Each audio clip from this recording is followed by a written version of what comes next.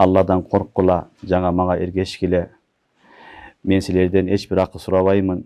Menin akımdı Allah Rabbul Alamin özü beredi. Ad qomudagı eski qom balдар. Bularga Allah Subhanahu wa Ta'ala Hud aleyhissalamды peygamber kılıp bergen. İsa'ilerdin negesiler musulman debeysinger degen suroo bolot. İsa'ilerdin köptügön sebebi var. Bir sebebi bizim peygamberimiz Muhammed sallallahu aleyhi ve sellem'e işenmeydi. Biz peygamberlerden barına iman keltiremiz. Allah Ta'alam kança peygamber jiberigen bolsa barına iman keltiriyor bizim milletimiz. Oşonda musulman bolot. Ne kılbayt? Kun tiybeyt, jamgır ötbeyt, üşüp kalbaysın. İkinci manası in haza illa hulukul avvalin degeni peygamberlerin nispeten aytılıp atat. Peygamberlerin bardığına murda qowumlar uşuntup жооп berip kelgen.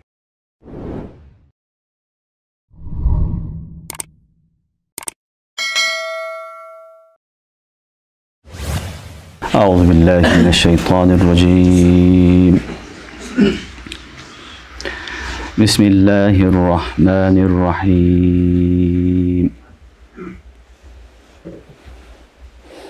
كذبت عاد المرسلين إذ قال لهم أخوهم هود ألا تتقون إني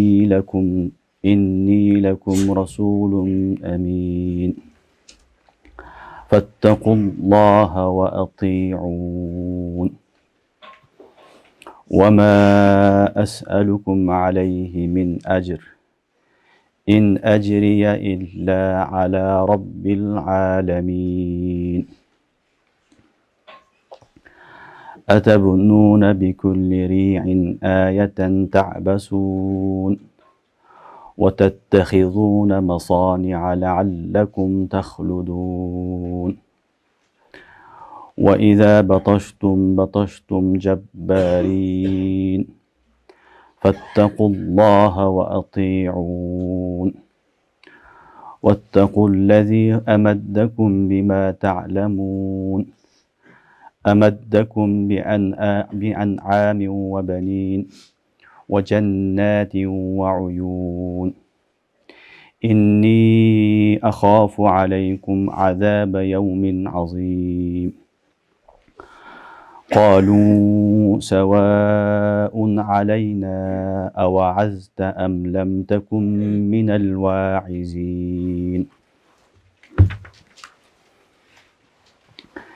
إن هذا إلا خلق الأولين وما نحن بمعذبين فكذبوه فأهلكناهم إن في ذلك لآية وما كان أكثرهم مؤمنين وإن ربك لهو العزيز الرحيم آمنت بالله صدق الله العظيم.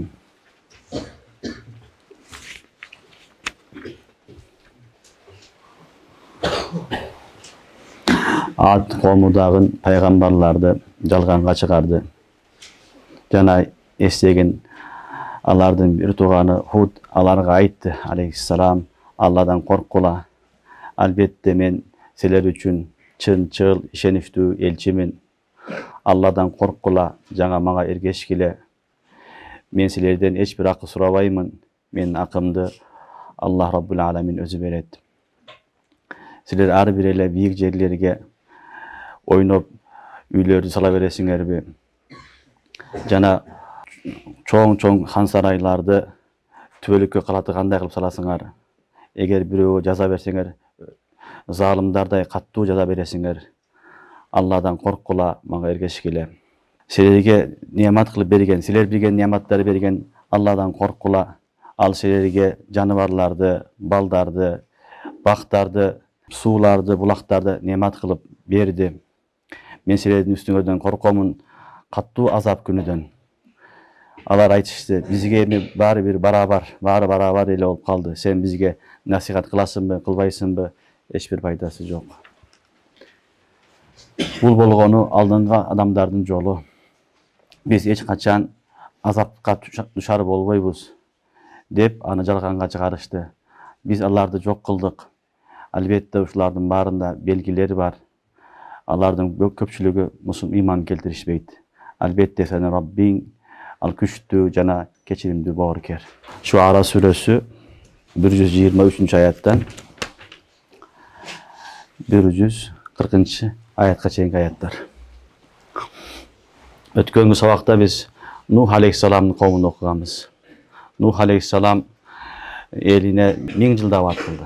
1000 yıl davat kıldı, birok 1000 yıl davat kılgan menen 80'ge jakın el adam musulman boldu. Andan başka adam musulman bolgan jok. Allah subhanahu wa taala akırında alardı ne kıldı? Alarga su jamgır jağdı, жерден su aşıp çıktı. Oşontup tufan suusu menen Allah taala barını jok kıldı. Andan keyin bugünkü okuyup turgan sabagыбыз bu Hud aleyhissalamның kavmu. Kavmu Ad deyt, Ad kavmu. Ad kavmudagı eski kavm balдар. Sam ibn Yusuf Nuh dep Nuh aleyhissalamның balası Sam bolan, Samның baldarıdan oşol Ad kavmu tarqagan. Ad kavmudagın Yamanda tarqagan Araptardın negizi oşol Ad kavmuga taqalat. Oşol Ad kavmu bular Yamanda bolgan kavm. Bugünkü sabagыбыз oşol Ad kavmu boyunca bolat. Bul Ad degen oşol bulardın çoğ atası, babasının atıga tarıp kalgan. Bularga Allah subhanahu wa taala Hud aleyhissalamды peygamber kılıp jibерген.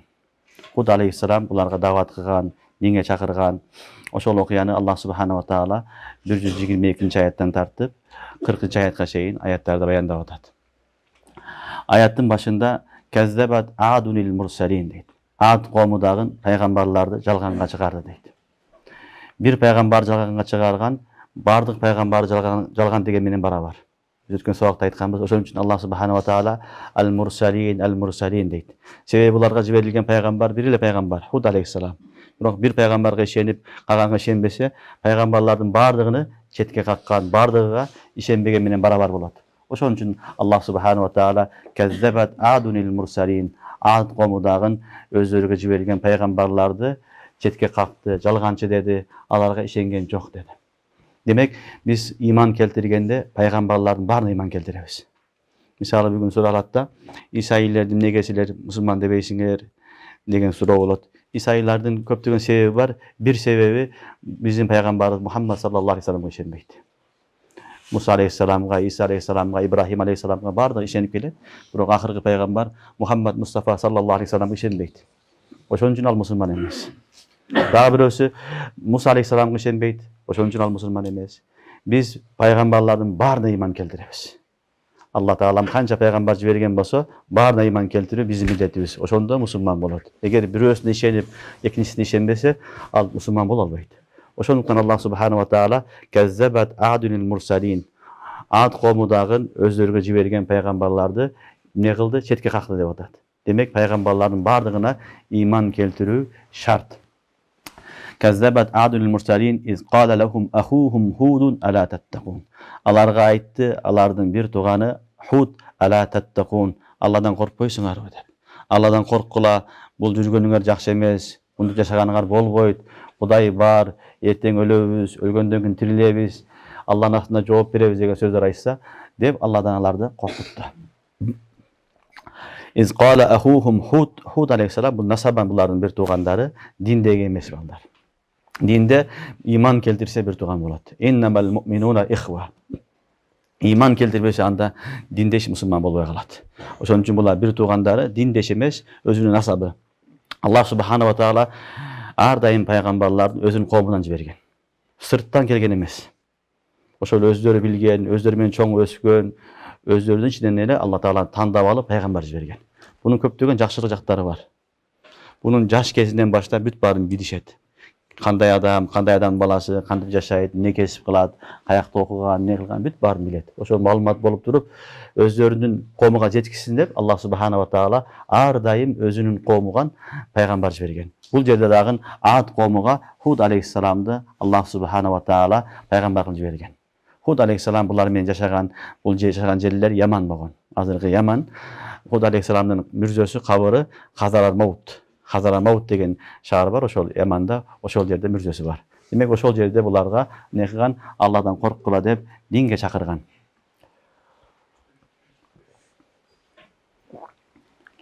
İz qala lahum ahuhum Hudun ala tattaqun. Ala tattaqun degen söz ballar mafulu jok. Tattaqun Allah. Misali Allah'dan korkula, kıyamattan korkula mutlak aytıp koyot. Allah Taala keyde ayatlarda maf'ul zikir kılbayt. Sebebi al жалпы kala beret, жалпы boydan. Umum boydan kala beret. Al neden bolsa da korksa ola beret.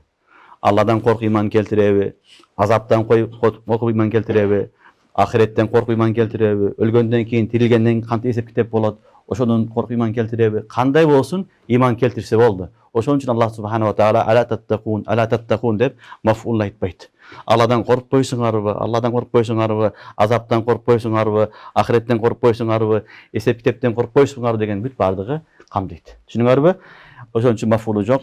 İz qala lahum ahuhum Hudun ala tattakun. Allah'ın bir tuğanı Hud aleyhisselam özünün eline aytты. Allah'dan korkpoysunarбы, ahiretten korkpoysunarбы, ölgönden keyin esep kitepten korkpoysunarбы dep Allah'ı çakırdı. Keyin kayra esketdi. İnni lekum rasulun amin. Elbette men sizler üçün çın-çıl, amanat göy, işeniştүү peygambarmın dedi. İşeniştүү elçimin dedi. Demek elçilerden bardığı amin. Peygamber sallallahu aleyhi ve sellem'den atı Muhammed Sadıkul Va'dul Amin. Peygamber Muhammed Amin deşet ele. Peygamber sallallahu aleyhi ve sellem peygamber boluştan murda ile Kureyş eli ayrılganda Muhammed Amin. Muhammed Sadıkul Va'd el Amin. Vadasında durgan bekem amanatçıl, çınçıl adam dep aytat ele. Peygamberlerden bardığı. Demek alар peygamber boluştan aldığındağı çınçıl bolgon. İşeniştүү болгон, аманатка бекем болгон, пайгамбар болгондон кийин дагы ошондой болгон. Түшүнүңөрбү? Ошон үчүн айтып атат: "Inni lakum rasulun amin." Men albatta sizler үчүн чын-чыл, işeniştүү, таза пайгамбармын. Men sizlerди алдабаймын. Men sizleri жаман нерсеге жарга түртпөймүн. Men акыйкатты алып келдим. Акыйкатты sizlerге айтып атам деп пайгамбарлар эскерткен. Түшүнүңөрбү? Inni lakum rasulun amin. Men чын-чыл, аманатгөй, işeniştүү пайгамбармын dedi. Demek bu din amanat. Din amanat. Amanat ne? Allah subhanahu wa ta'ala Kur'an'da ayet. Ve atul amanata ila medayet.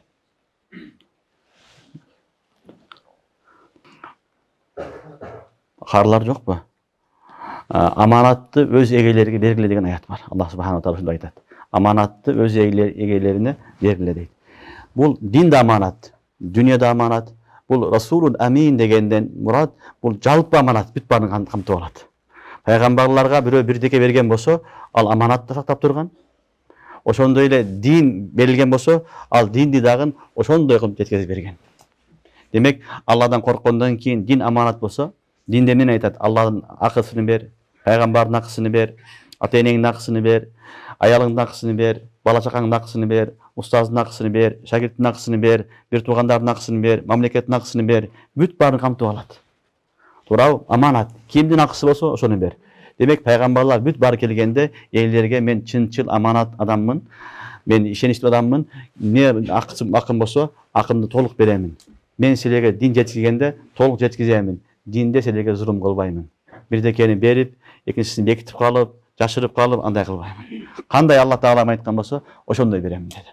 Демек, пайгамбарлардын баардыгы алып келген нерсе бул дин аманат. Аманатты алар бизге өткөзүп берген үммөткө. Үммөт эми ошол аманатты кандай алган болсо, динди пайгамбарлардан ошондой жеткизип беришлик бул дагы биз мойнубуздагы милдетибиз. Дин аманат, бул Аллахтын дини, пайгамбар саллаллаху алейхи вассалам алып келген дин, буну биз өзүбүздүн тарафынан өзгөртө албайбыз. Ага ашыкча эчтеке кошо албайбыз. Аны кемите албайбыз. Al-yawma akmaltu lakum dinakum wa atmamtu alaykum ni'mati wa raditu lakum al-islam dina deydi Allah Taala. Men dindi толук кылып бердим. Силерге разы болуп сүйүп берген диним ислам дини дейт болду. Демек, дин мукаммал, толук болгон, ага биз өзүбүздүн тарафынан бирдекени кошконго болбойт. Эгерде бирдекени кошсоң, ушул жакшы экенин кошуп коеюн деп, аны шариатта бидат дейт. Бидат дейт. Бидат канга болбойт. Себеби аманат. Дин кандай окусаң, пайгамбарыбызга кандай келген, сахабаларга кандай келген, табииндерге, таба табииндерге бизге чейин ошондой кийинки урпакка жеткизип беришлик бул биздин милдетибиз. Ошон үчүн пайгамбарлар бардыгы инни лакум расулун амин. Мен силерге аманатчыл, чын-чыл, ишеничтүү пайгамбармын. Алып келген нерселерим бардыгы туура. Мен өзүм тарафтан кошкон да жокмун, кемиткен да жокмун. Алла Таалам кандай буйрук берсе, ошону алып келдим деди. Демек, дин аманат. Din amanat, dünyada amanat. Бирөө сага дүйнөдө бир аманат берген болсо беришиң керек. Аллахтын акысын беришиң керек. Пайгамбардын акысыны беришиң керек саллаллаху алейхи вассалам. Ата-эненин акысыны беришиң керек. Бир туугандын акысын беришиң керек. Устаздын акысын беришиң керек. Устаздар талабалардын акысыны бериш керек. Элдин акысыны бүт бардыгын бериш керек. Ислам ушуга бүктөйт. Ошол эле учурда дин жагыда дагы келген динди талабаларга, элге туура жеткизиш керек. Туура, так, таза. Кошумчасы болбосун, алымчасы болбосун, кемиткен болбосун. Дин кандай келсе, ошондой жеткизишлик. Бул дагы уламалардын милдети. Уламалардын боюндагы бир парызы. Дин аманат. Ушунун үчүн пайгамбарлар айттылар: "Инни лакум расулун амин." Мен силерге аманаткөй, чынчыл, таза пайгамбармын. Мен эчтекени кошпоймун, эчтекени алымча кыла албаймын. Аллахтын өкүмүн силерге жеткиземин деди. Фаттакуллаха ва атиун. Ошондуктан Алладан коркула, мен ээрчигиле деди. Фаттакуллаха ва атиун дегени ушул аят чоң далил баягы хадисти инкар кылгандарга. Үммөттө хадисти инкар кылгандар бар. Алар өздөрүнүн атын ахлил Кур'ан дейт. Бизге Кур'ан жетет, хадистин кереги жок дейт. Ошолорго Кур'андан чоң аяттар бар. Ошолордун бирөөсү фаттакуллаха ва атиун. Алладан коркула, мен ээрчигиле деп атат пайгамбарлар. Демек, пайгамбарды чыгарып коюп, динди түшүнүш мүмкүн эмес. Тим мага Кур'ан жетет, Кур'ан-ы Карим китеп жетет, мага хадистин кереги жок, пайгамбар кереги жок, адашат ал. Адашкан адам, ал динден чыккан инсан болот. Ошон үчүн Кур'ан-ы Каримдин бүт бардыгы, пайгамбарлардын бардыгы фаттакуллаха ва атиун. Өткөндө Нух алейхиссалам окуду, фаттакуллаха ва атиун. Ибрахим алейхиссалам фаттакуллаха ва атиун. Кийинки аяттарда фаттакуллаха ва атиун. Демек, Аллах менен пайгамбарлар экөө чогуу болот. Аллага иман келтиребиз, пайгамбарларга иман келтиребиз. Экөөнүн бирөөсүн ажыратып койсок, ал мусулман эмес. Аллага иман келтирдим, болду. Ахли Кур'анмын десең, пайгамбар кереги жок десең адашасың. Динден чыгасың, сен мусулман эмессиң. Ошондуктан бул чоң далил фаттакуллаха ва атиун. Алладан коркуш керек жана пайгамбарлардын бүт бардыгына итаат кылыш керек, ээрчиш керек. Себеби өткөн сабакта айтканбыз, Аллага ээрчиш мүмкүн эмес балдар, кыйын нерсе. Көрбөгөндөн кийин, билбегенден кийин айта албайбыз. Бизге көрүнүп турган зат, муаллим ким? Пайгамбарлар болот. Ошон үчүн пайгамбарыбыз саллаллаху алейхи вассалам "Саллу кама раайтумуни усалли" деген. Саллу кама раайтумуни усалли. Мен кандай окусам, ошондой окугула деген. Ошондуктан пайгамбарлар не Алладан кийинки эле эң мукаддас инсандар. Эң ыйык инсандар. Мукаддас инсандар, аларга эргешүү менен биз бул дүйнөдө ахиретте бактыруу болобуз. Ошондуктан Нух алейхиссалам дагы бул жерде фаттакуллаха ва атиун деди коомуна. Алладан коркула, мага итаат кылгыла, мени ээрчигиле деди. Ва ма ас'алукум алейхи мин ажр. Ушул кылган дааватыма, ваазыма мен силерден не албаймын? Ажр, акы албаймын. Ин ажрия ала раббил аламин. Менин ажрымды, соомду Аллах субхана ва таала өзү берет деди. Демек, даават кылганда пайгамбарлар эч кимиси акы алган эмес. Дааваттын услубу ушул, тарикасы ушул жолу. Ал Аллах үчүн чакырасын, андан ажыр күтпөйсүн. Анын соогуну Аллах субхана ва таала өзү эсе кылып өзү берет. Аны бендерден күткөнгө болбойт. Мына ушул жерден уламалар өткөн сабакта айттык, баягы ужрат алса болобу, ибадатка акы алса болобу деген маселени ушул аяттар негизинде муфассириндер, фукахалар жазышат. Албетте эң зарыл болгон маселелер намазга окшогон, азанга окшогон, таалимин окшогон маселелерде уламалар, мутаахириндер уруксат берген. Ал дагы хепсул вакыт дейт. Ошол вактын билгөн үчүн. Ошол адам вактын бөлбөсө, имамчылык кылбаса эч ким намаз окуй албай калат. Анда малы бар, анда жумушу бар. Ар ким жүрө берсе, имам жок мечитте. Имам ошол мечитке келип намаз окуш үчүн аны башка иштен бошотуш керек. Ошон үчүн хебсул вакыт, вактын берген үчүн ага акы берилсе бул жайыз. Бул ибадатка эмес, вактын бөлгөн үчүн гана. Түшүнүңөрбү? Вактын бөлгөн үчүн гана. Албетте багымдат намазына 100 сом бересиңер, пешинге 200 сом бересиңер, куфтанга 300 сом бересиңер, муга 500 сом бересиңер десе анда болбойт. Анда ибадаттын өзүнө акча алган болот. Бул нажайыз болбойт. Бул жалпы вактын берет, анында үй бүлөсү бар, анында бала чакасы бар, анда ичет, жейт, ал да инсан. Сага окшогон эле. Ошон үчүн ал вактын берсин, ошол жерде бар имамчылык кылсын, муаззин болсун, же сабак берсин деп бере турган болсо, бул вактыны бөлгөн үчүн бул жайыз. Бул баягы эреже бар. Нафакатул хабис махбус алал хабис. Нафакатул махбус алал хабис. Kimdi кармап турсаң бир иш үчүн, ошонун акысын сен төлөйсүн. Бирөө жумушка алдыңбы? Жумуш алгандан кийин акысын сен бересиң. Сен аялыңды алып келдиңби?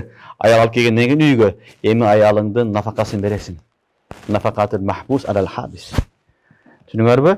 Ошол сыяктуу нерсе, бул дагы эл үчүн байланды. Байлангандан кийин эми мунга акча берилет. Бул убактыны берген үчүн гана, ал ибадатка эмес. Ибадатка акча алынбайт балдар. Ибадат бир гана Алла үчүн ин ажрия илля алаллах. Менин ажрим, менин соомду, акымды Аллах субхана ва таала Раббул аламин өзү берет деди. Буга чейинки аяттар балдар кечеде окуганбыз, мурда да окуганбыз, бардыгы окшош аяттар. Андан кийин Аллах субхана ва таала атабунуна бикулли риин аятан ta'basun ва таттахизуна масани'a la'allakum takhludun ва иза баташтум жаббарин деп Алла таала башкача бир мазмунга өтүп атат. Бул Алла таала Кур'ан-ы Каримде Аллах субхана ва таала ар дайым башында ошол коомдун негизги ооруларын эскертет.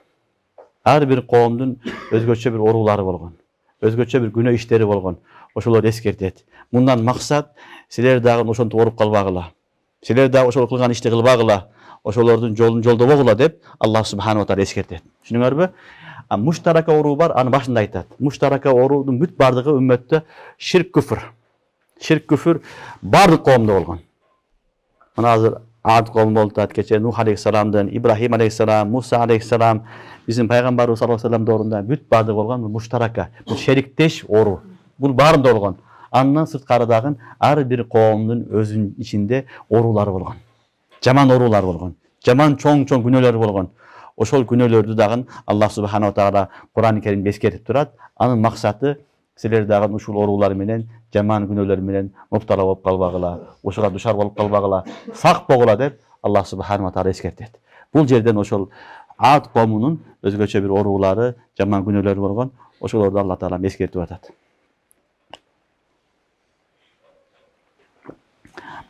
Атабунуна бикулли ри'ин аятан ta'basun. Табнун бана ябну деген куруу. Бикулли ри' ри'анын жамы бийик жерде айтылат, дөң деп айтылат. Ая белги, ta'basun абас деп айтылат, пайдасыз. Бул деген сөз силер эмнеге ар бир эле бийик жерлерге ойноп пайдасыз эле чоң хайкалдарды, эстеликтерди, сөрөкөттөрдү кура бересиңер деп Алла таала эскертти. Ад коомунун өзгөчөлүгү балдар, булар өтө күчтүү коом болгон. Бойлору узун, күчү көп. Булар залым болгон, аябай күчтүү болгон. Кээ бир аяттарда окуйсуңар, алар бизден башка күчтүү махлук жок деген. Алла таала буларга ушундай нематтар көп берген, күч кубаты, акыл эси да болгон, бирок күчтүү да болгон, аябай күчтүү болгон, байлыгы да болгон, жашаган жерлеринде шарттары да жакшы болгон. Булар ошолорду көтөрө албастан нематты кутурган эл болгон. Түшүнүңөрбү? Ошон үчүн Алла таала айтат: "Атабунуна бикулли ри'ин аятан ta'basun." Силер ар бир эле дөңгө бир сөрөкөттү, эстеликти, хайкалды куруп алып эле пайдасыз ойноп жүрө бересиңерби деп Алла таала эскертип атат. Алардын адаты мынтип чыгып эле карайт экен. Карап эле кайсы жерде дөң болсо, кыр болсо, ошо кырга эле барып не кылган? Бирдеке курган. Узун кылып үйлөр салган. Узун кылып эстеликтерди тургузган, пайдасыз нерселерди бүт бардыгын кылган. Кээ бирлерин таштар менен оюп жасаган. Азырга чейин булардан калган калдыктары бар. Мына Иорданияга барсаңар, Иорданиянын Саудияга жакын чектеш жерлеринде ошо тоолорду азырга чейин Ад коомунун кылган иштери, аракеттери турат. Барып туристтер барып көрүп келет. Анын эч бир пайдасы жок. На дүйнөгө, на ахиретке пайдасы бар. Эч бир пайдасы жок нерселерди булар кылып, ошо менен алек болгон булар. Күчүнү, күч кубатыны, вактыны, акчасыны бүт баарын ошого сарптаган. Ошого сарптап, ошо менен алек болгон. Алла таала ошону эскертип атат: "Атабунуна бикулли ри'a аятан ta'basun." Ар бир эле дөңгө бир хайкалды, эстеликти, бутту, сөрөкөттү тургузуп алып эле ошо менен ойлоп жүрө бересиңерби деп Алла таала буларга инкар кылды. Яни мындай кылбагыла, вактыңарды өткөзбөгүлө, ал курган үйүңөрдүн, сөрөкөттөрдүн, буттардын силерге эч бир пайдасы жок деди. Эч бир пайдасы жок. Дүйнөдө да жок, ахиретте жок. Ошол кеткен акчаны, ошол кеткен күч кубатты башка нерсеге жумшаса, жок дегенде дүйнөсүнө, же ахиретине пайда болот десилер, эч бир пайдасы жок эле.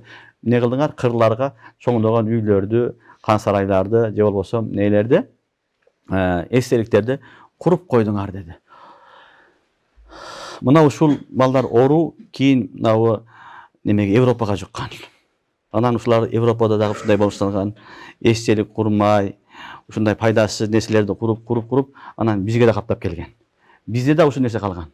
Бүгүнкү күндө бизде дагы эмне кылат? Чоң эстеликтерди тургузат. Эстеликтер, сөлөкөттөр, анын эч бир пайдасы жок. Миллиондогон, миллиарддаган акча коротот. Анын эч бир пайдасы жок. Антип эскергенин пайдасы жок. Андан көрү ошол акчага бир оорукана, же бир балдарга бала бакча, же бир окуй турган жер, же бир диний окуй турган жер, же бир жалпы элге пайдалуу бирдеке кылып койсо, ошо пайда болот. Ошол акчага башка нерсе кылса болот. Ошон үчүн бизде дагы бүгүнкү күндө көптөгөн адамдар өзүнүн атасына, бабасына же болбосо мамлекеттен бөлүп акчаны эмне кылат? Эстелик тургузат, ал тура берет. Ушулардан калган салт. Анын эч бир пайдасы жок. Эч бир пайдасы жок. Антип эскерген болбойт. Бир жолу ачып койдуң, кийин калат. Шаң басып, үстүнө келип, чымчыктар чышып, эч пайдасы жок. Ошон үчүн эскере турган болсоң, аркасынан жакшы иш кыл. Жок дегенде дүйнөдө пайда болсун. Ошол элине пайда боло турган иш кылыш керек. Окуу жай ач, туурабы? Оорукана кур, карыялардын үй кыл, мешит кыл кааласаң, медресе кыл, дагы бир башкача окуу жай кыл. Кыскасы элге пайда боло турган нерсени кылса, ошол калат. Калганы бардыгы бекер калат. Алла Таала эскертип атат: "Атабунуна бикулли риин аятан та'басун." Силер абасан, пайдасыз эле, эч бир пайдасы жок эле бийик жерлерге, кырларга сөлөкөттөрдү куруп алып жүрө бересиңер. "Вататтахизуна масани'a ла'аллакум тахлудун." Жана силер масани деген бир манасы хан сарай. Экинчи манасы чоң кудук, суу казаткан, суу топтой турган жерлер. Силер чоң суу топтой турган жерлерди же болбосо хан сарайларды салып аласыңар. Ла'аллакум тахлудун. Мүмкүн түбөлүккө кала тургандай. Яни түбөлүккө кала тургандай кылып чоң үйлөр саласыңар. Анын силерге эч бир пайдасы жок деп Алла Таала эскертип атат. Демек, шариатта бина курганда биринчиден максат болуш керек. Бирдегени куруп атканда максат болуш керек. Булар бемаксат кылган. Экинчиси зарылчылыкка жараша. Ушул эки нерсенин негизинде бирдекени курса болот. Үй курасыңбы, хан сарайбы, жашаганга үй, не болсун? Ушул эки нерсе. Биринчи максат туура болуш керек. Экинчиси эмне экен? Экинчиси зарылчылыкка жараша. Булар хан сарайларды курган чоң кылып үйлөрдү. Бирок зарылчылыктан ашып кеткен. Исраф кылган. Мисалы биздер бүгүн куруп атат адамдар, өзү эки адам жашайт, 10 бөлмө, 10 болсо мейли, 30, 40, 50, 100 бөлмөгө чейин бөлмөсү адамдар бар экен. Жашаган үйдө 100 бөлмөсү бар. Аны баягы тазалаган адамдар бир айда бир тазалап чыгат. Бунун эмне кереги бар? Бунун зарылчылыгы жок. Ушул кавму Ад дагы ушундай болгон булар. Масанияны алган хан сарайларды пайдасыз эле, исраф кылган акчаларны, өздөрүнүн өнөрүнү ошол көрсөткөн, ошо менен жок болуп кеткен. Алла Таала айтат: "Вататтахизуна масани'a ла'аллакум тахлудун." Силер түбөлүккө кала тургандай кылып хан сарайларды куруп атасыңар. Булардын эч бир пайдасы жок деди. Зарылчылыктан сырткары куруп атасыңар деди. Шариатта үй курса болот дейт балдар. Үй курба дебей шариатыбыз. Үйдүн мураты эмне? Ошол адам баласы жаанда калбасын, карда бишип калбасын, күндө ысык өтүп кетпесин. Ушул үй. Ушуну үй дейт шариатта. Түшүнүңөрбү? Балким уламалар Маулана Ашраф Али Танави рахматуллахи алейх үй куруудун балдар 3-4 себебин айтат. 3-4 түрүн айтат. Үчүнө жайыз дейт, бирөөсүнө жайыз дейт. Биринчи рихайш, экинчи асайиш, үчүнчүсү арайиш, төртүнчүсү намайиш. Шайх ушундай бөлүп койгон. Ушул 4 нерсени азыр мен айтып берем силерге. Ушул негизинде үчөөсү жайыз дейт, төртүнчүсүнө жайыз дейт. Рихайиш дегени адам жашай турган үй. Ар бир адамга өзүнүн зарылчылыгына жараша үй керек. Мисалы бир адам ата энеси менен өзү гана турат, бала чакасы менен. Кичинекей эле үй бүлө. Ага кичинекей үй берилет. 3 бөлмө, 4 бөлмө, ашып келсе 5 бөлмө менен болот. Экинчи бир адам бала чакасы көп, туугандары көп, 10 баласы бар, ата энеси бар, бардыгы бар. Ага чоңураак үй керек. Алмайды. Чоңураак үй салсын, 10 бөлмөлүү. Алда жайыз. Рихаиш деген адам баласы өзүнө жараша, шартына жараша үйдү курганда айтылат. Ал үй мына ушул үй азыр айткан. Бул рихаиш, бул зарылчылык. Экинчиси шайх айтат, асайиш дейт. Асайиш дегени өзүңө жеңилдик кылуу. Өзүңө жеңилдик кылуу. Өзүңө жеңилдик кылыш үчүн үйдүн эме кылдың, план кылдың. Биягыны мындай кылам, биягыны мындай кылам, биягыдан чыгам, биягыдан түшөм, бу жерде даараткана, бу жерде душ, бу жерде кухня деп. Бул дагы жайыз. Өзүңө жараша түздүң план кылып. Бул дагы жайыз. Үчүнчүсү арайыш. Арайыш дегени аны бир аз коозоп койдуң. Биринчи курган үйүң жөнөкөй үй болду, шыбап койгонсуң, саман менен шыбап койгонсуң, шыбак үй. Анан ону актап койсоң болот, сырдап койсоң болот, туурабы? Сырдасаң да болот, актасаң да болот, шарият уруксат берет. Кааласаң азыркы заман менен евро ремонт кылдың, бул да кыла берет. Буну арайыш дейт. Өзүңө жараша кылдың, ошо шартка жараша, заманга жараша үй курдуң. Буга да уруксат берет шарият. Үчүнчүсү. Төртүнчүсү намайыш дейт. Бирөөгө көрсөтүш үчүн, рыя үчүн үй салдың. Бул жайыз. О, фаланчынын үйү мындай экен. Кафели мынчалык доллар экен, мунусу мынча экен, дубалы мынча экен, килеми мынча экен, болу мынча экен деп элдер айтсын деп эл үчүн курган болсо, бул нажайыз. Бул нажайыз, бул рыя болуп эсептелет. Ошон үчүн үй курганда дагы шариятта биринчи, экинчи, үчүнчү, 3 баскычты мейли дейт. Төртүнчүсүгө уруксат бербейт. Биринчиси зарылчылыкка жараша жөнөкөй үй салдың. Экинчиси өзүңө жараша дагы шарт түздүң бир аз. Бул да уруксат берилет. Үчүнчүсү бир аз өзүңө шарт түзөйүн деп чырайлуу да кылып койдуң. Жакшы келгенде рахат алайын деп шарт түздүң. Бул дагы жайыз. Бирок төртүнчүсү нажайыз. Бул эл үчүн салдың, өзүң үчүн эмес. Эл мен айсын, айылда менин үйүм мактасын элдер деп. Шаарда менин үйүм элдер мактасын деп. Эл көрсүн деп. Фаланчы мындай экен, мен андан жакшыраак үй салам деп салган болсо, бул нажайыз. Түшүнүңөрбү? Демек, бул аяттан билинет, адам баласы үй салганда зарылчылыкты гана алыш керек, зарылчылыктан башкасы болбойт балдар. Зыян алып келет. Эгер үй менен алек болуп калган болсо, хадисте керек.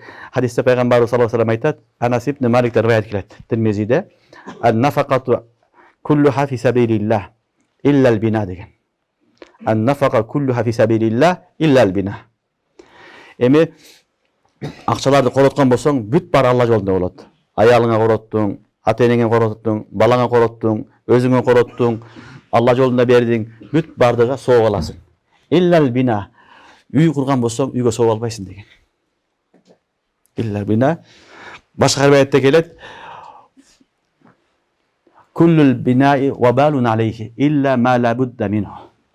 Куллул бина ва балун алейхи илля ма ла будда минху. Курган үйлөрдүн бардыгы ага зыяныга болот, ага эмне болот? Күнөөкөр болот, жооп берет. Илля ма ла будда минху. Бир гана өзүгө зарыл болгонду гана алган болсо, зарыл болгончо курган болсо, ошого жооп бербейт, калганына жооп берет деген. Ошон үчүн бул сабактан бизге өтө чоң сабак, бул Кур'ан Каримдин аяттан үй курганда өзүңө жараша шарт түзсөң боло берет. Бирок аша чаап, исраф кылып, элдер сүйлөсүн, элдер мактасын, элдер көрсүн деп үй курсаң, ага шарият уруксат бербейт. Ал чоң күнөө, вабаун алейх, ага ваба болот. Анын үстүнө азап болот. Анын үстүнө ал азап болот. Ошондуктан бул коомдун адаты, булар ошондой чоң-чоң үйлөрдү салып, өздөрү жашабайт да, максаты жок биринчи. Экинчи, чоң-чоң саган, калган бөлмөлөр калган балдар. Эң кызыгы өтө бийик кылган. Булардын бою да узун болгон, бийик кылган, аны эч ким жашабайт. Өзү да жашабайт, башка бирөө да жашабайт. Жөн эле өнөрүн көрсөткөн, ошо тоолу калып кеткен. Алла Таала ошону эскертти. Атабунуна бикулли риин аятан та'басун. Силер ар бир эле бийик жерлерге, дөңдөргө, кырларга ойноп эле нелерди, бир белгилерди, сөлөкөттөрдү, буттарды же үйлөрдү кура бересиңерби? Жана силер өзүңөр түбөлүккө кала тургандай кылып өзүңөргө кан сарайларды куруп алдыңар деди. Демек, кан сарай балдар канчалык үйүң кооз боло берсе, ошончолук сени ахиреттен эмне кылат? Гафил кылат. Кайдыгер кылат. Ошон үчүн үйүң өтө эле кооз шарт болуп кетсе, бейишти унутуп калсаң, ахиретти унутсаң, ал үй эмес анда.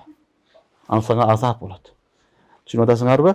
Дүйнөдөгү үйүң болсун, кайра айтамын, жылуу болсо болду. Жан өтпөсө болду. Шамал кирбесе болду. Жакшы жашайсың. Кичинекей үй, куттуу үй, ошол берекелүү үй болот. Чоң үй саласың, куту жок болсо, берекеси жок болсо, Кудай сактасын. Акча короткон акчаңдагы бардыгы текин кетет, ага пайда да албайсың. Өмүр бою азыр биз иштеп, азыркы заман ушундай болуп калды. Өмүр бою иштеп, үй салат элдин бардыгы. Кээ бирлер кирип жашайт, кээ бирлер өлүп калып атат. Өлүп калып атат. Анын эч бир пайдасы жок. Кийин баласы эмне болот, аны Кудай билет. Балага эме жок, сен таап, сен жооп бересиң. Сумма латус алунна яума изин анин наим, акчаны таап короткон адам жооп берет. Балдар эмне болот, аны Кудай билет. Ошон үчүн балама, небереме деп эле, баягы дүйнө парас болуп эле үй курам дегенден алыс болуш керек. Алла Таала бул аятты эскертип атат. Силер дагы ушуларга окшоп дүйнө парас болуп калбагыла. Үй менен алек болуп, бул силердин фикириңер, гамыңар, кыялыңардын бардыгы үй деген маселе болбосун деди. Үй жөнөкөй болсун, таза болсун, шартыңа жараша болсун. Ошол сенин жашаган үйүң деп Алла субханала таала эскертип атат. Демек баарыбызга сабак болду. Үйлөрдү эмне кылыш керек экен? Зарылчылыкка жараша, чакан, шартын түзгүлө, анан өзүңө жараша кооз алсаң дагы болот. Бирок эл көрсүн деп, эл уксун деп, менде ушундай үй бар деп кылса, бул болбойт балдар. Биринчиси. Экинчи, бул азыркы айтылган 4 эреже балдар бир гана үйдө эмес. Жашоодогу бардык тармакты камтып алат. Жашоодогу бардык тармакта ушул 4 нерсенин эрежени билип алгыла. Мисалы кийим. Кийимдин дагы биринчи деңгээли сатыр аврат. Авратың тосулду, кийим ал дагы. Бул да кийим. Сатыр аврат болду, айттың, жок, мен сал бир аз жакшыраагын кийейин. Дедиң, экинчи даража. Бул дагы жайыз. Үчүнчүсү дагы жакшыраагы болсун, өзүмө жараштуу болсун, башкалар дагы үй бүлөмө дагы көргөндө жагайын, устазга жагайын, талабага жагайын, элдерге жакшыраак болоюн деген максатта бул да уруксат берилет. Төртүнчүсү, элде жок кийимди кийип атасың. Эң кымбат кийимдерди кийесиң. Максатың кийим эмес, максатың өзүңдү көрсөтүү, өзүңдү таанытуу. Бул кийим эмес аңа. Бул рия кийим бул. Бул рия кийим, бул сум'a кийим, бул нажайыз кийим. Ошон үчүн кийимде дагы ушундай даража. Биринчи даражасы сатыр аврат, экинчиси анан жогорурагы, үчүнчүсүгө да уруксат берилет.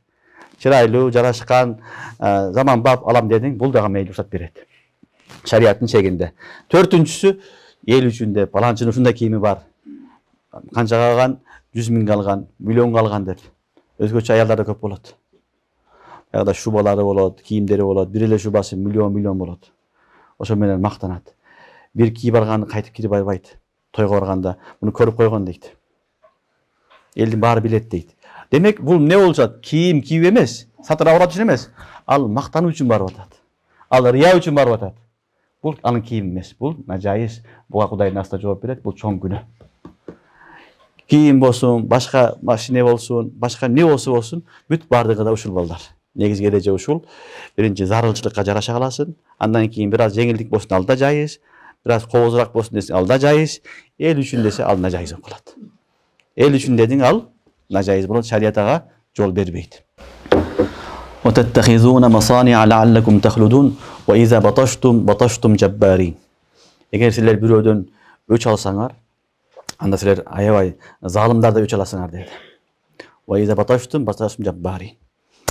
Өч алсаңар, эмне кыласыңар? Залымдардай өч аласыңар, өтө каттуусуңар. Силердин колуңар да каттуу, жүрөгүңөр да каттуу, таш боорсуңар деп Алла Таала эскертти. Бул коом ушундай коом болгон, аябай күчтүү болгон балдар.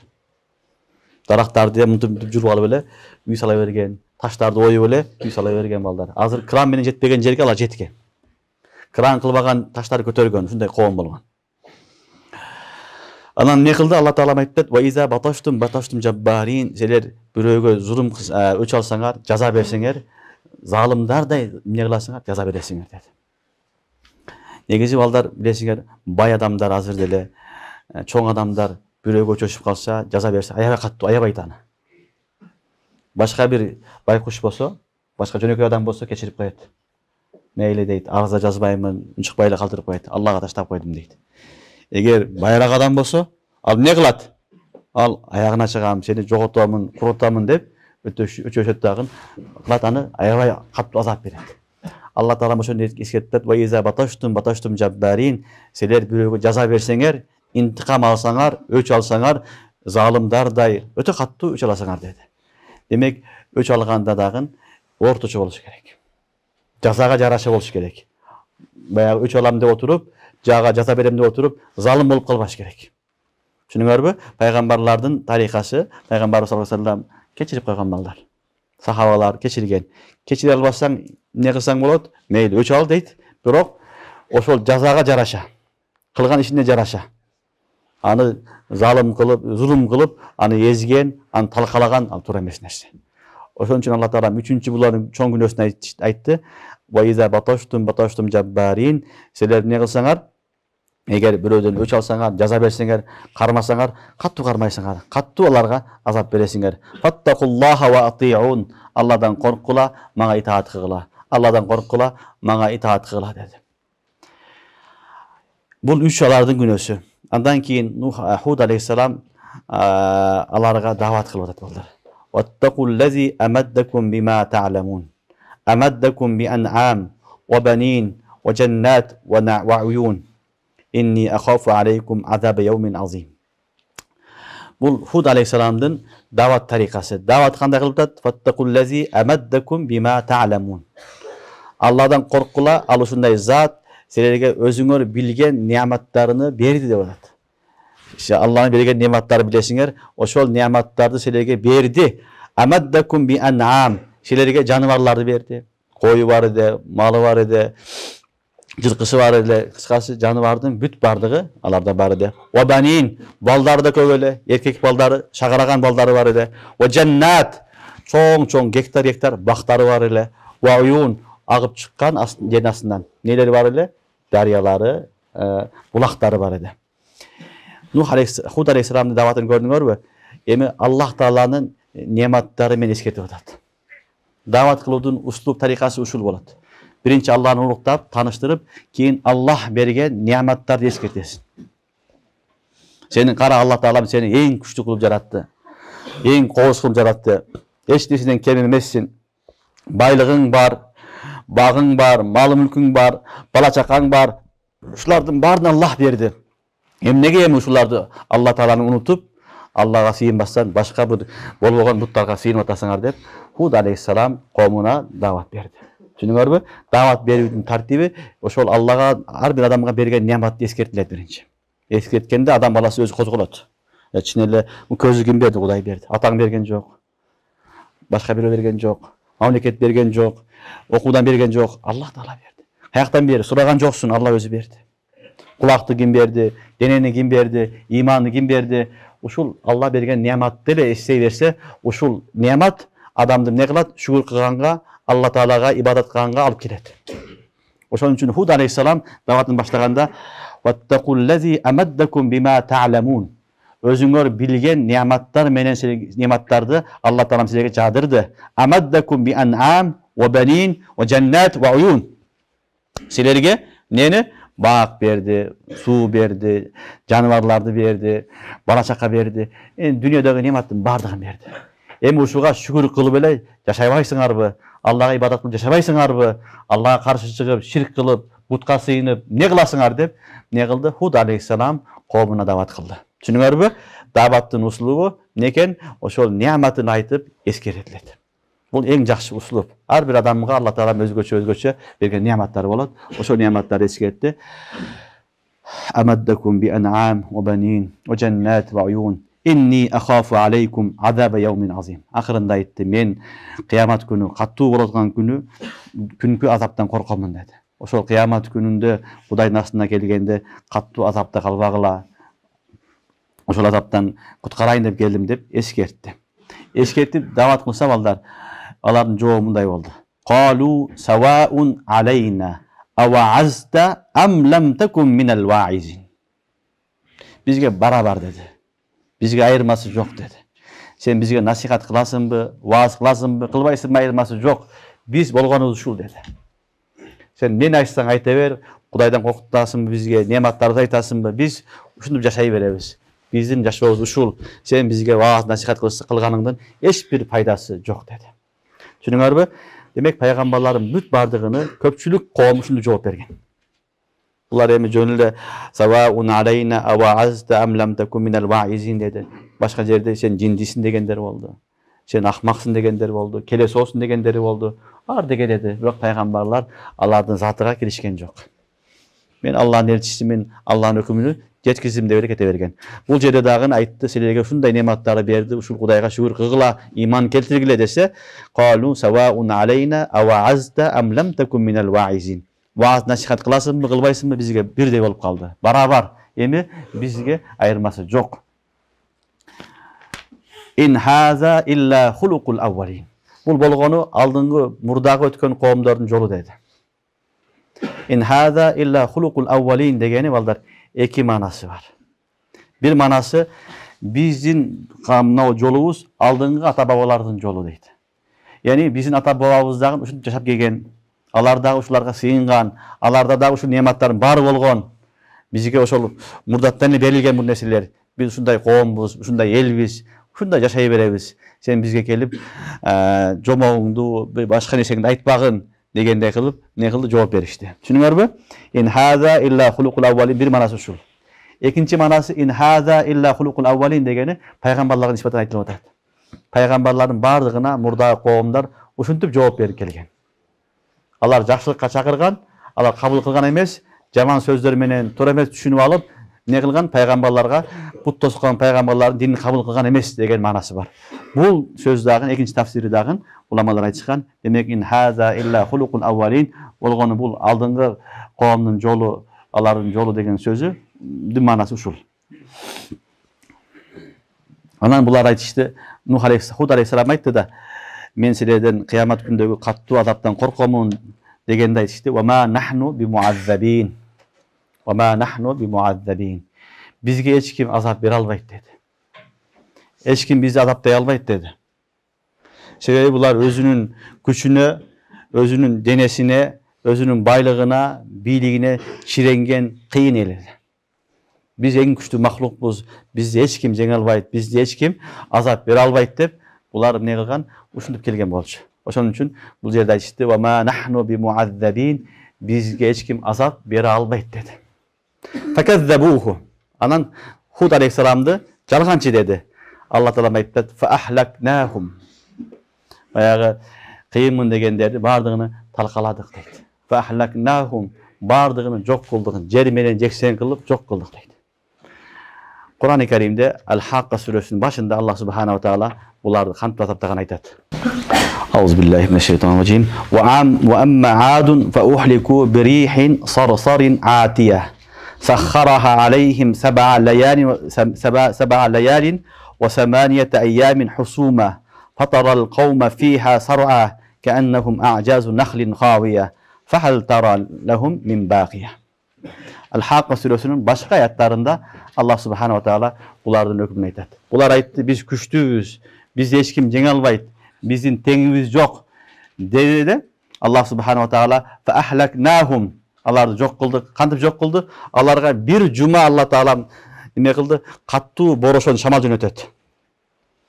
7 күн, 7 түн, 8 күн Куранда айтты. Сабаян 7 күн, 8 күн шамал болот. Шамал келип учуруп кетет бүт бардыгына. Өздөрүндөгү дарактарындагы кудду дарактарды жулгандай кылып, Алла таала мордулардан журуп, кансарайларын алып чыгып, бүт баарыны жер менен жексен кылып, талкалап жок кылат. Ким кайсы махлук Алланын каршы чыга алат? Алланын кубаты каякта, бенденин кубаты каякта? Булар ошол акылсыздык кылып, өзүнүн күчүнө таянды эле. Аллах субхана ва таала не кылды? Алла таала тилиси жок, көзгө көрүнбөгөн шамал менен эле жайрап салды. Көзгө көрүнбөгөн шамал менен эле Алла таала не кылды? Алардын бүт бардыгын жок кылды. Демек, Аллага ким каршы чыкса, Алла таала мөөнөт берет, иман келтирбесе, ушуну талкалайт. Нух алейхиссаламды коомун не кылды? Суга чөктүрүп койду. Фираунду аскерлери менен даярданып келип отуруп чөгүп кетти. Булар дагы биз кыйынбыз, биздей күчтүү, кубаттуу адам жок деди эле. Алла таала не кылды? Мына күчтүү болсоңор шамалга каршы чыккыла деди. Алла таала шамалын жөнөттү. Ал бир жума токтогон жок, toktoy oturup büt barını uçurup büt barını jok kılıp taklap saldı. Fa ahlaknahum. Alardan barını jok kıldık. Inna fi zalik la ayah. Uşulardın barında çoğun belgiler var. Allah Taala var. Allah karşı çıkpagıla, Allah'a karşı çıkandın ahırı jakşı bolboyt degen belgiler var. Inna fi zalika la ayah ve ma kana aksaruhum mu'minin. Biroq alardın köpçülüğü iman keltiribeyt. Müslüman bolgan jok dedi. Ve inna rabbaka lahuvel azizur rahim. Jana albatta senin Rabbin al öte güçlü, jana al öte borker dedi. Demek Allah Subhanahu wa taala güçlü, güçnün çegi jok. Allah Taala borker dagın. Oşor borkerligi menen kançalık günah kılsak dagın keçirip saktap keledi. Bu hadis ayetlerden birinde balдар dünyaga batıp kalуу bu çoğun günah. Dünya men alek bolup kalуу çoğun günah. Hubbu dünya ra'su kulli hati'a. Hadiste gelet dünyanın jakşı görüşlük büt bardık jamanlıktan başatı degen. Oşol dünyanın bir bölügü balдар üy men alek boluu. Azır uşul oru küçöydü. Eldin bardığı bayı dagın, kedeyi dagı üy menen alek. Meyli zarınçılık bolsa buzup salsın, jaң ele üylerini buzup salat. Falançının üyü menen jakşı bolup kaldı dep. Büt bardığı riya. Ketken akçıların büt bardığı soğu jok. Wa balun aleyhi. Aga azap bolat. Oşonduktan bayağı erejeni saktap kalgıla, bilip algıla, zarınçılıkka jaraşa alıp ketiş gerek. Zarınçılık ne dese, Mevlana Aşraf Ali Tanavi rahmetullahi aytat, zarınçılıktın tarifi köp ballar. Az-zarura mahya zarura degen. Şeyh aytat, safarga çıksan bir deket alıp olasın. 3 günge çıkasın, 40 günge çıkasın turabı, bir ayga ketesin, bir yılga ketkesin. Oşonda algan nerse oşul zarınçılık bolat. Kalganı fuzul, açıkça nerselerde. Oşon üçün zarınçılık degen üydümünde karasaң, az ele barыбыздын үйүбүздө зарычылык аз эле болот дагы, калганы бекер эле турган буюмдар болот. Ömürüңдө иштетпеген буюмдар бар. Ömürüңдө бир жолу иштетпейсиң. Бул дагы дүйнөгө кирип калат кейде. Ошондуктан Алла Таалам баарыбызды дүйнө парасы болгондон сактасын. Иманыбызды бекем кылсын. Бул дүйнөдө мусафырбыз. Келебиз, кетебиз. Вакыт кыска. Ошого иманды мусулман болуп жашаганга Алла Таалам тавфик берсин. Субханакаллахумма бихамдика ашхаду ан ла илаха илля анта. Аллахумма тaqabbal minna. Innaka antas samiul alim wa tub alayna ya mawlana.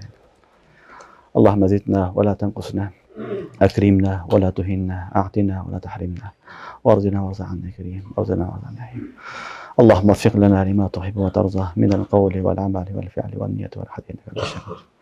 اللهم ارحمنا بالقرآن العظيم واجعله لنا إماما ونورا وهدى ورحمة. اللهم ذكرنا منه ما نسينا وعلمنا منه ما جهلنا وارزقنا تلاوته آناء الليل وطرف النهار واجعله لنا حجة يا رب العالمين. صلى الله على النبي الكريم وعلى آله وأصحابه أمته أجمعين. الحمد لله رب العالمين برحمتك.